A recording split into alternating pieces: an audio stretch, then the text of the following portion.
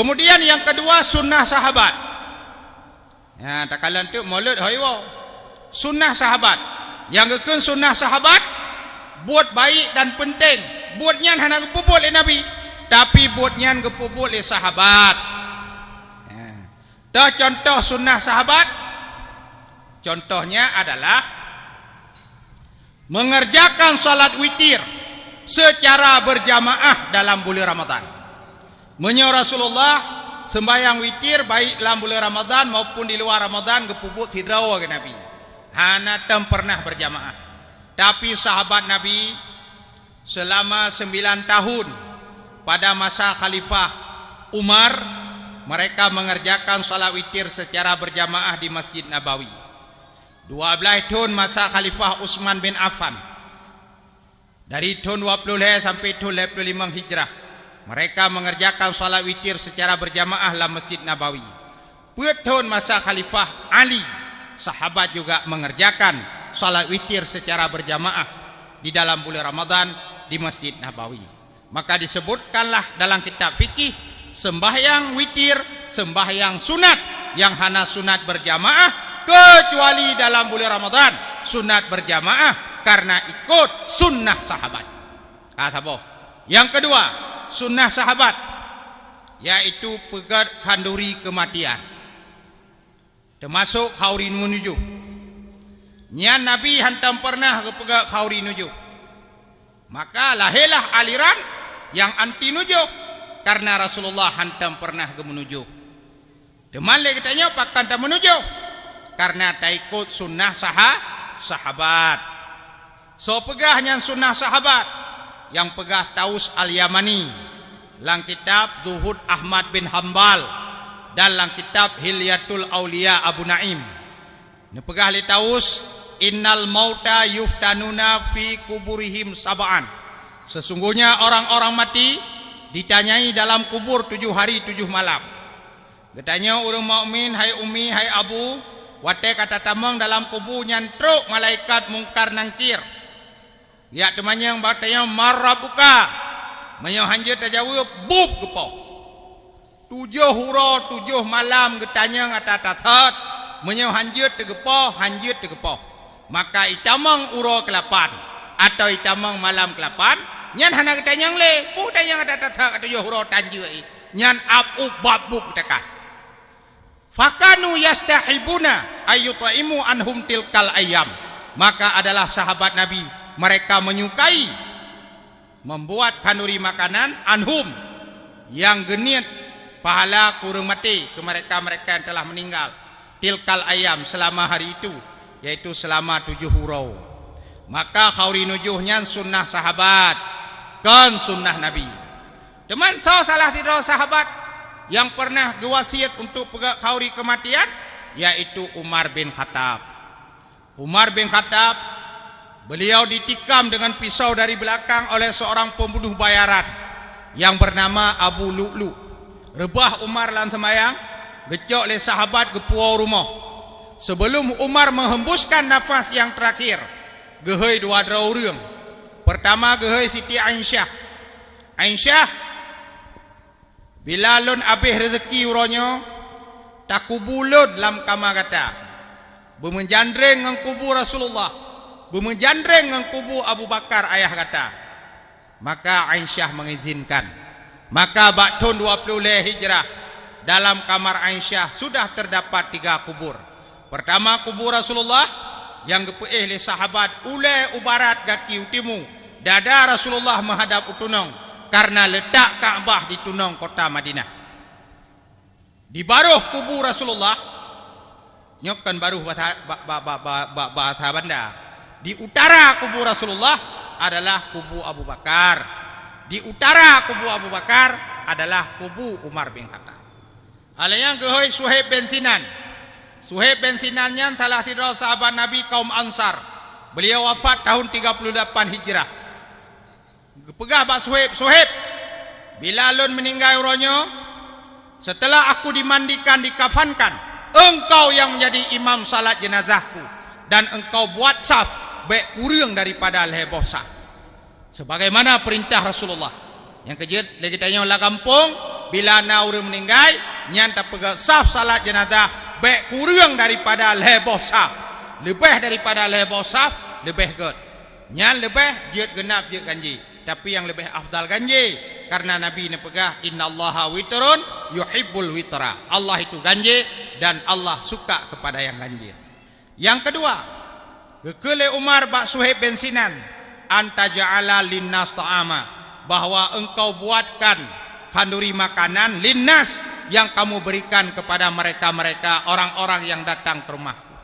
Seandainya pegat kauri kematian tidak boleh, maka Umar hana wasiat bak Suhaib bin Sinan untuk pegat kauri kematian. Part kepegahnya lang kitab Matalib Al-Aliyah karangan Al-Hafidh Ibnu Hajar Al-Asqalani, cerita daripada Al-Hanaf bin Qais. Ya, baik pegah lawaknya hana kauri nujuh. Baik ya pegahnya budaya Hindu, pegahnya kauri nujuh bid'ah. Nyan budaya Hindu hana dali. Bo panena dali teman. Gaduh tak baca buku 3 sekawan. Buku nasipak belalang. Roh pada rubah rangkang. Mana ada cerita di situ? Ci buka kitab Al-Hawi lil Fatawi karangan Syekh Jalaluddin Asyuti, si jelas kepegahinan sunat kauri nujuh. Alian cici buka kitab Al-Fatawi Kubra karangan Ibnu Hajar Al-Haytami yang mandua ulama Mesir. Ulama Mesir kan Mesir kurban Jawa, Mesir di Afrika Utara. Alian cici buka kitab Tarikh Ibnu Khaldun, cerita wafat Umar bin Khattab. Kemudian buka dalam kitab Zuhud Ahmad bin Hanbal, buka kitab Hilyatul Aulia Abu Naim. Nah kepegahinan dalim nujuh. Baik pegah lewatnya hana.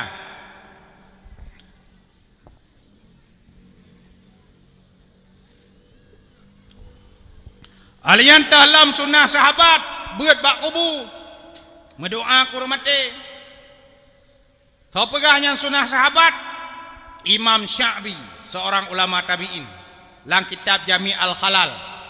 Pegah Imam Sya'bi kanatil ansar, adalah sahabat Nabi kaum Ansar.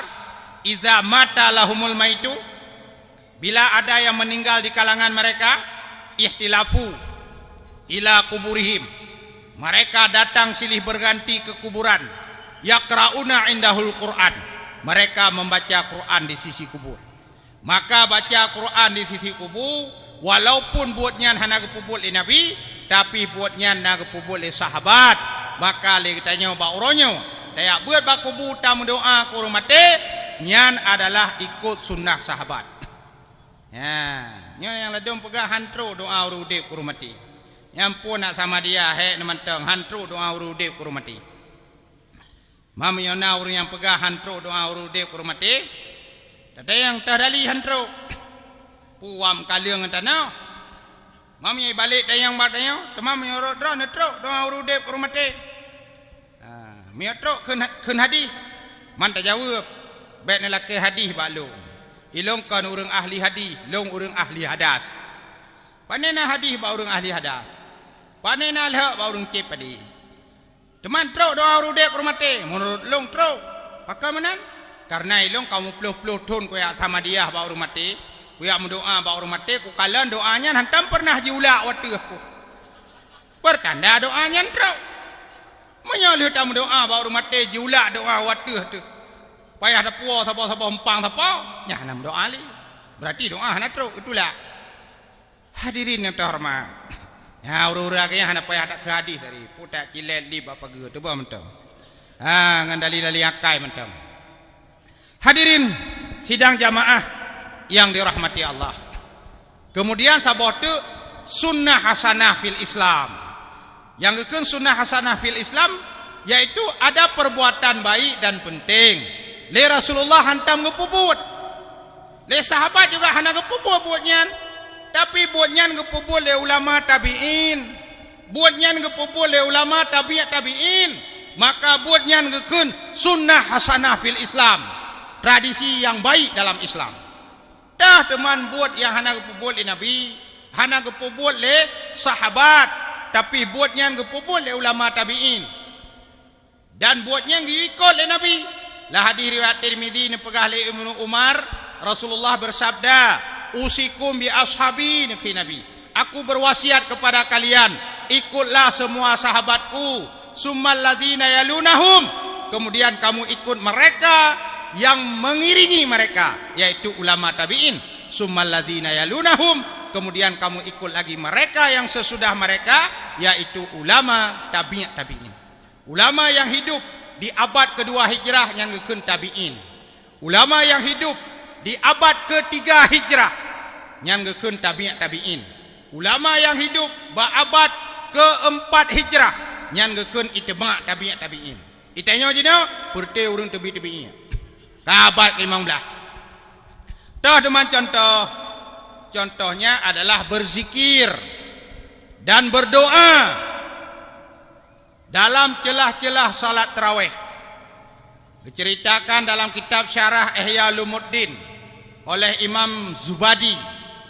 Ulama tabi'in dia kesemayang tarawih 2 rakaat, dia baca fadlan minallahi wa ni'mah wa maghfiratan wa rahmatan minallah.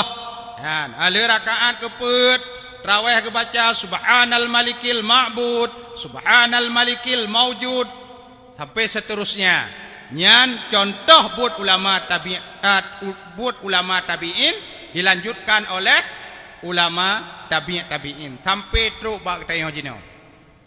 Ya, alian contoh la ilam tah sunnah hasanah fil Islam. Yang hana ba nabi, hana kepubui nabi, hana kepubui sahabat dan hana ba masa sahabat, yaitu buh titik dan baris Quran. Quran yang keputra oleh malaikat Jibril ke Muhammad tak huruf. Bila ketulis oleh malaikat sahifah ba'lah mahfud, gejuk ke malaikat Jibril, kemudian kertasnya oleh Jibril kepuduk ba Baitul Izzah ba langit pertama. Yang keputran tu sesuai dengan kebutuhan.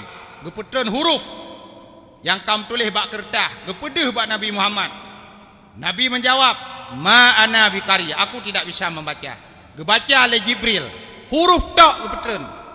Huruf Qurannya hana barih, hana titik, hana tasdid, hana nun wasal nun cek dan hana hamzah cek hana.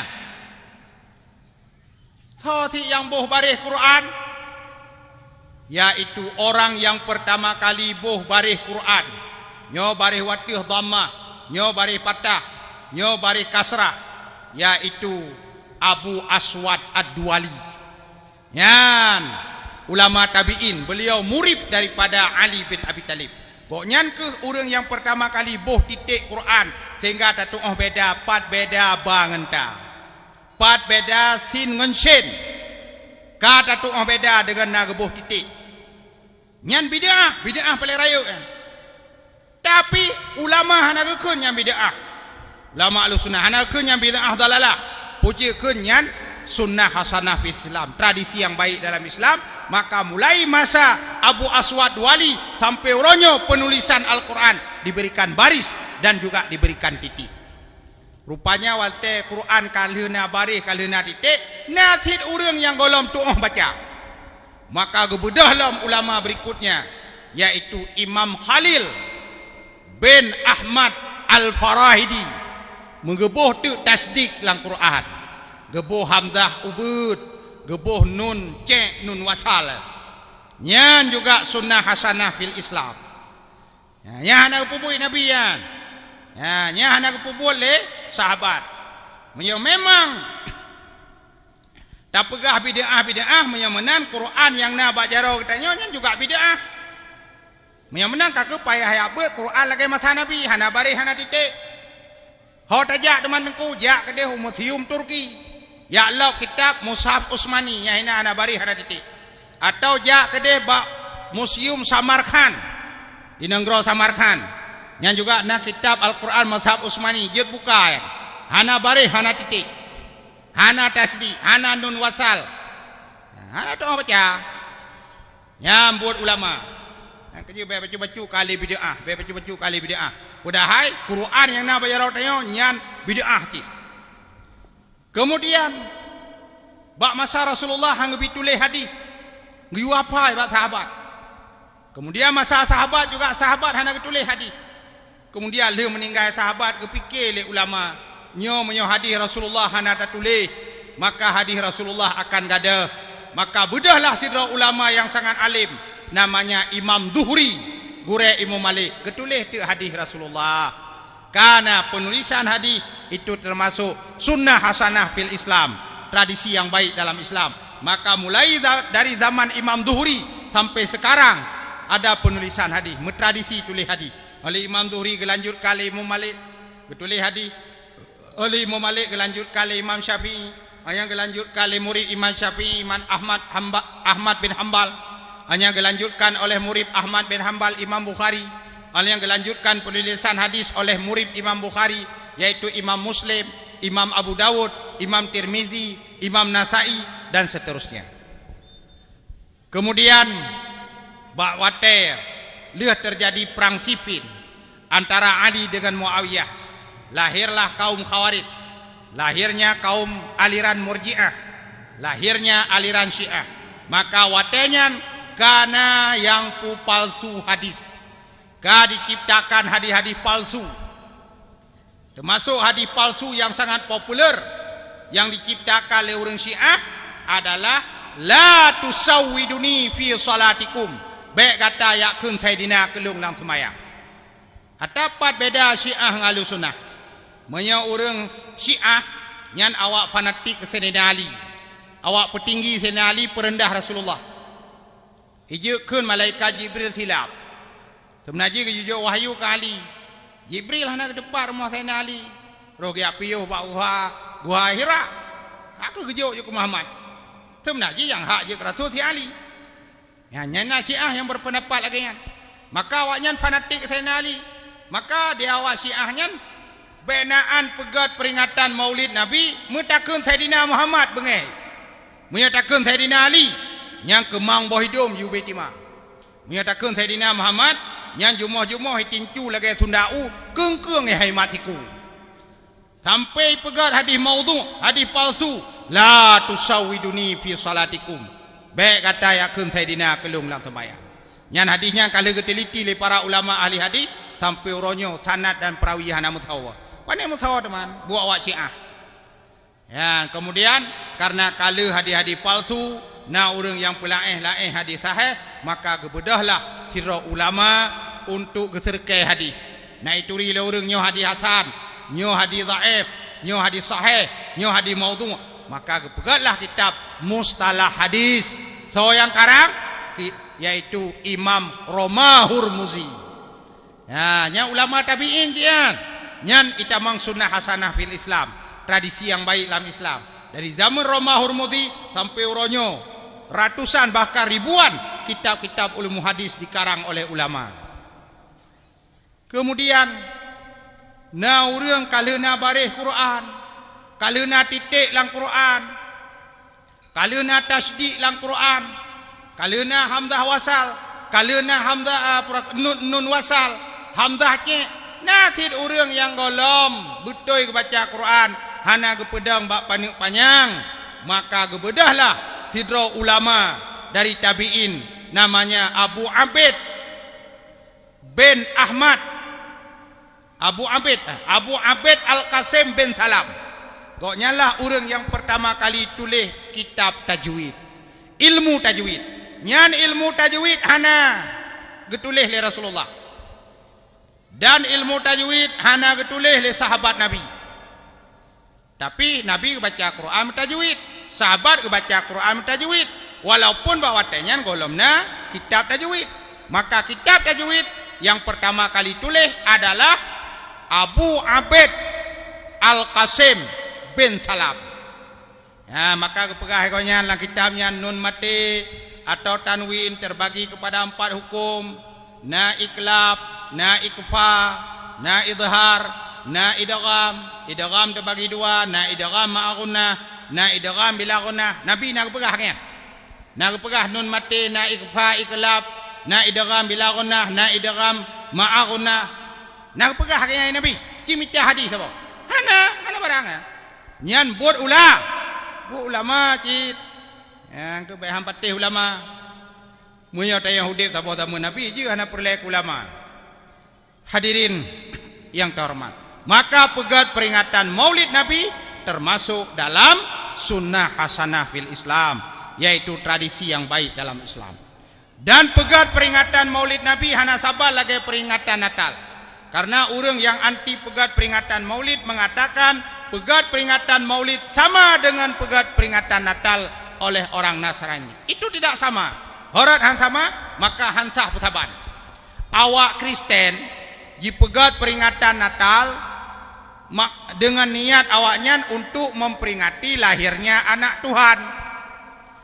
Umat Islam yang Ahlussunnah wal Jamaah kepegat peringatan Maulid Nabi dengan niat untuk mengingat kembali nikmat kelahiran Nabi, yang Nabi itu bukan anak Tuhan.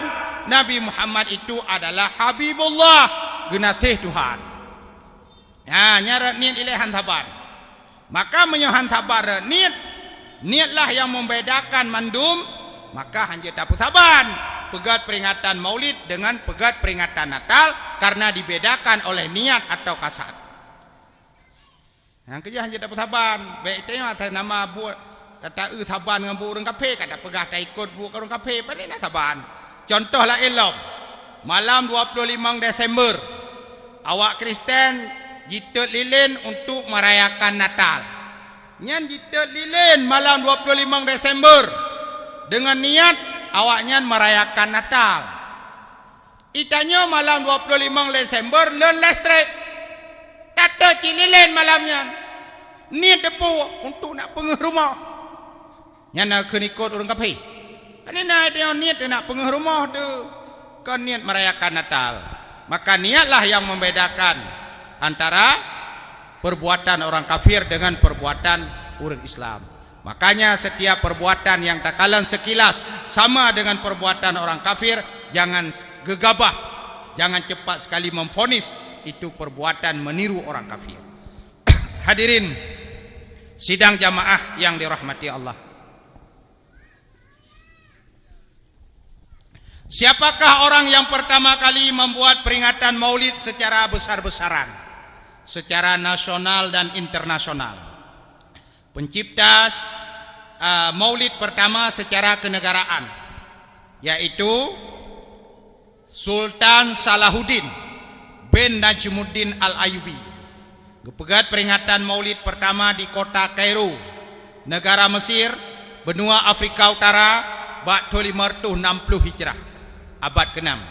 Raja Islam yang kedua yang pegat peringatan Maulid secara besar-besaran, secara kenegaraan adalah Sultan Malik Muzaffar.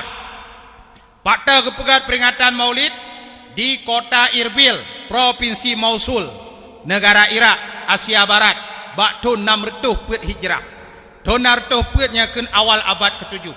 Inilah dua raja Islam yang menjadi pelopor pertama, perintis pertama yang pegat Maulid secara kenegaraan. Maka jejak beliau diikutilah oleh pemimpin-pemimpin dunia Islam selanjutnya. Kecuali setelah bubarnya Daulat Bani Utsmaniyah di Turki, mulai abad ke-20, cuma dua buah negara di Timur Tengah yang mengharamkan peringatan Maulid. Pertama Iran karena dia beraliran Syiah, dan yang kedua kerajaan Arab Saudi karena dia beraliran Wahabi. Yang di Arab yang lagi-lagi cara katrop di ya drop tu. Hanya pegawai. Ya. Untuk Asia Tenggara juga demikian. Pemimpin-pemimpin di Asia Tenggara juga membuat peringatan Maulid Nabi secara kenegaraan. Masa Kesultanan Aceh, bakal Sultan Aceh riu pegat Maulid di Aceh put bulan. Maka nak istilah Maulid Sa, Maulid Dua, Maulid Tengah, Maulid Akhir. Di Fatani Thailand juga ada, di Moro Filipina Selatan, di Brunei Darussalam, Malaysia juga ada peringatan Maulid secara kenegaraan. Kemudian di Pulau Jawa, siapa yang menggagas pegat peringatan Maulid di Pulau Jawa, yaitu Wali Songo. So Wali Songo yang orang yang pe-Islam orang Jawa. Orang Jawa awal agama Buddha dengan Hindu. Duda truk Wali Songo ke pe-Islam orang Jawa. Maka si kurang 10% orang Jawa tamang Islam. Berhasil dakwah Wali Songo. Dalam Wali Songonya bertatepu, wahai orang Aceh, na lehedro ulama Aceh di sini. Yang kejar Gus Dur pernah pegah, orang Aceh itu gurunya bagi bangsa Asia Tenggara.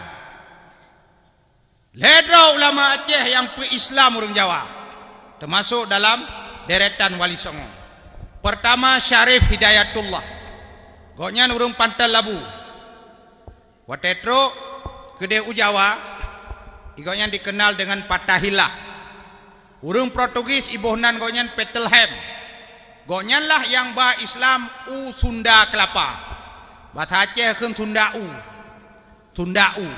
dudo je ke Sunda Kelapa, dudo tamang Belanda balik Batavia, dudo kai balik lom je ke Jayakarta, dudoi balik lom je ke Jakarta.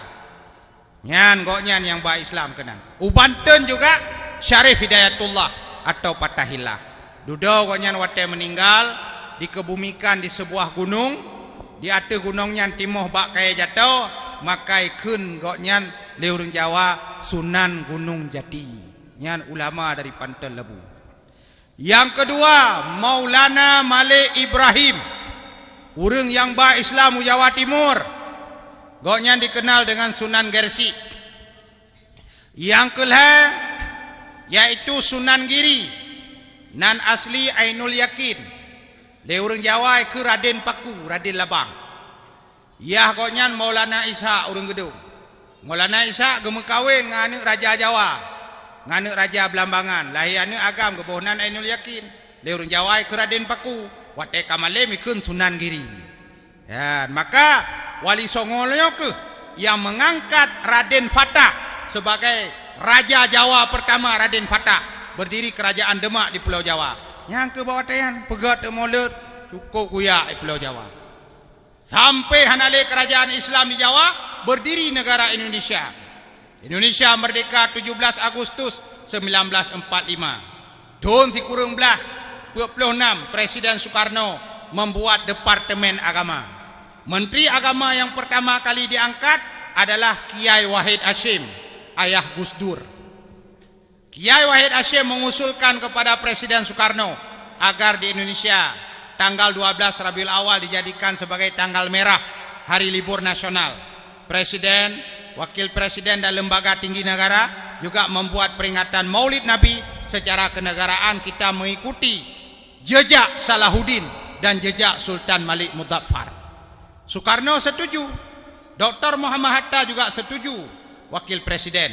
Maka mulai tahun 1947 Presiden Soekarno, wakilnya Dr. Muhammad Hatta, Kiai Wahid Hasyim selaku Menteri Agama yang pertama membuatlah peringatan Maulid Nabi di Istana Merdeka Jakarta. Dan mulai tahun 1947 kalender di Indonesia tanggal 12 Rabiul Awal dinyatakan sebagai tanggal merah, hari libur nasional.